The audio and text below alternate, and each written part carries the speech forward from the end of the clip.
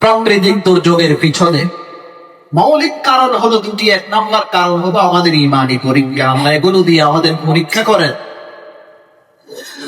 আমাদের ইমানের সত্যতা যাচাই করেন, আমাদের সবর ধৈর্য কতটুকু সেটা আল্লাহ দেখে, আল্লাহর উপর আমাদের তাওয়াক্কুল ভরসা কতটুকু সেটা আল্লাহ। নাম্বার 2, কখনো কখনো এই সমস্ত মুসিবত দিয়ে থাকে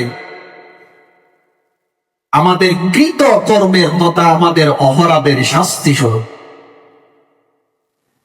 এক আয়াতে আল্লাহ তাআলা বলেন, وما أصابكم من مصيبة فبما كسبت أيديكم।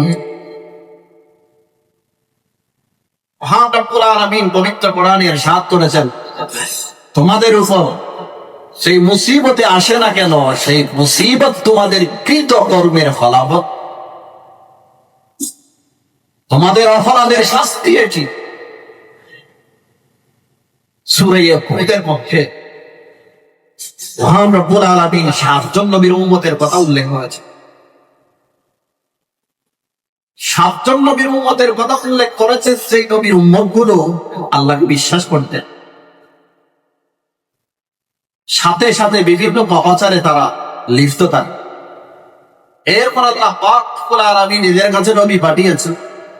নবীরা এসে তাদেরকে ঈমানের দাওয়াত দিয়েছেন, তাওহীদের দাওয়াত দিয়েছেন, আল্লাহ তাআলার একত্ববাদের দাওয়াত দিয়েছেন, আল্লাহর অনুগত্যের কথা বলেছে, অপকর্ম কুকর্ম ছেড়ে দেওয়ার কথা বলেছে, আল্লাহ তাআলার আযাব ও গজবের কথা তাদেরকে শুনিয়েছে। এরপরেও তারা জীবনের কথা মানে নাই। আল্লাহ পাক রব্বুল আলামিন তাদেরকে ভূমিকম্প দিয়ে, তাদেরকে ঝড় তুফান দিয়ে, তাদেরকে বাঁধ ভাঙ্গা বৃষ্টি দিয়ে, বন্যা দিয়ে ধ্বংস করে দিয়েছে। আল্লাহ তাআলার একটা নিয়ম হলো, আল্লাহ তাআলা বান্দাদেরকে নেয়ামত দেওয়ার পরে তারা নেয়ামতের নাশকরি করে, আল্লাহর অবাধ্যতায় যদি লিপ্ত হয়, তখন আল্লাহ তাআলা ঝড় দিয়ে, ভূমিকম্প দিয়ে, ভূমিধস দিয়ে তাদেরকে ধ্বংস করে। পবিত্র কোরআনে আল্লাহ পাক রব্বুল আলামিন ইরশাদ করেছেন, কওমে আদের কাছে যখন নাকি আল্লাহ তাআলা হুদ আলাইহিস সালামকে পাঠিয়েছে, সর্বপ্রথম হুদ আলাইহিস সালাতু ওয়াস সালাম কওমে আদকে দাওয়াত দিয়েছেন, তাওহীদের দাওয়াত। ওয়াইলা আদিল আখাহুম হুদা, আমি আদের কাছে, কওমে আদের কাছে, আদ জাতির কাছে হুদ আলাইহিস সালামকে পাঠিয়েছি। হুদ আলাইহিস সালাতু ওয়াস সালাম তাদেরকে তাওহীদের দাওয়াত দিয়েছে, ইয়া কওমি ইবুদুল্লাহ মা লাকুম মিন ইলাহিন গায়রুহু, হে আমার জাতি, তোমরা এক আল্লাহর ইবাদত করো, এক আল্লাহ ছাড়া তোমাদের আর কোনো। এই কথা তারা মানে নাই, কর্ণপাত করে নাই। এই সব কথা তাদের কানের বাহিরে ছিল। পৃথিবীর ইতিহাসে সবচেয়ে বড় ঘূর্ণিঝড় হয়েছে কওমে আদের, আল্লাহ ধ্বংস করে দিয়েছে। পবিত্র কোরআনে আল্লাহ তাআলা ইরশাদ করেছেন, ওয়াকাতা'না দাবিরাল্লাযীনা কাযযাবু বিআয়াতিনা ওয়া মা কানু মুমিনিন, যারা আমার আয়াত সমূহকে, নিদর্শন সমূহকে মিথ্যা প্রতিপন্ন করেছে, আমি তাদের মূল কেটে দিয়েছি, নির্মূল করে দিয়েছি, তাদের নির্বংশ করে দিয়েছি আমি তাদেরকে। অপরাধ কি ছিল? ওয়া মা কানু মুমিনিন, তারা ঈমানদার ছিল না, আমার প্রতি তারা বিশ্বাসী ছিল, এই কারণে তাদেরকে আমি ধ্বংস করেছি।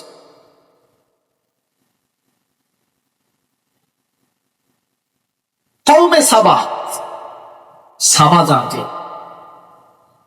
এরা হলো, এদের বসতি হলো ইয়েমন। এই কওমে সাবাকে আল্লাহ তাআলা অনেক নিয়ামত দিয়েছে, কিন্তু তারা নিয়ামতে অস্বীকার করেছে। এই নিয়ামত পাওয়ার পর আল্লাহর শুকরিয়া আদায় করে কৃতজ্ঞতা প্রকাশ করেনি, অকৃতজ্ঞ হবার কারণে, অপরাধে লিপ্ত হবার কারণে, আল্লাহর নাফরমানিতে লিপ্ত হবার কারণে আল্লাহ বলেন, ফাআরসালনা আলাইহিম সাইলাল আরিম, বাঁধ ভাঙ্গা বন্যা দিয়ে আমি তাদেরকে ধ্বংস করে দিয়েছি। এদের উপর আমি ছেড়ে দিয়েছি বাঁধ ভাঙ্গা বন্যা। কিসের কারণে? আল্লাহ তাআলার নাশুকরি করার কারণে, আল্লাহর নিয়ামত ভোগ করে আল্লাহর শুকর আদায় করে নাই, অন্যায় কাজে তারা লিপ্ত হয়েছে, নাফরমানিতে লিপ্ত হয়েছে। শুআয়ব আলাইহিস সালাতু ওয়াস সালামকে আল্লাহ তাআলা মাদিয়ানে পাঠিয়েছেন। আল্লাহ তাআলা বলেন, ওয়া ইলা মাদিয়ানা আখাহুম শুআয়বা, মাদিয়ান সিরিয়াতে আমি শুআয়বকে পাঠিয়েছি আলাইহিস সালাতু ওয়াস সালাম। শুআয়ব আলাইহিস সালাতু ওয়াস সালাম এদেরকে তাওহীদের দিকে দাওয়াত দিয়েছে। ইয়া কওমি ইবুদুল্লাহ মা লাকুম মিন ইলাহিন গায়রুহু, হে আমার জাতি, এক আল্লাহর দিকে ফিরে আসো, এক আল্লাহর ইবাদত করো, তোমাদের জন্য এক আল্লাহ ছাড়া তো কোনো মাবুদ নেই। কিন্তু তার কথা কে শুনে? নবীর এই কথার প্রতি তারা কর্ণপাত করে নাই। ফাআখাযাতহুম রাজফা, তাহলে বড় ভূমিকম্প তাদেরকে পাকড়াও করেছে। ফাআখাযাতহুম রাজফা ফাআসবাহু ফি দারিহিম জাসিমিন, এই ভূমিকম্পের কারণে তারা তাদের ঘরে প্রত্যেকে আপন আপন ঘরে উপর হয়ে মৃত অবস্থায় পড়েছে।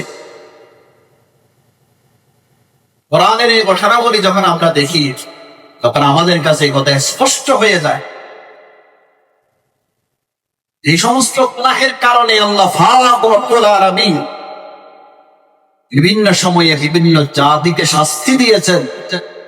এর পিছনে মৌলিক গুনাহ হলো তিনটি। এক নাম্বার হলো আল্লাহকে অস্বীকার, দুই নাম্বার হলো আল্লাহকে স্বীকার করে আল্লাহর সাথে গায়রুল্লাহকে অস্বীকার করা।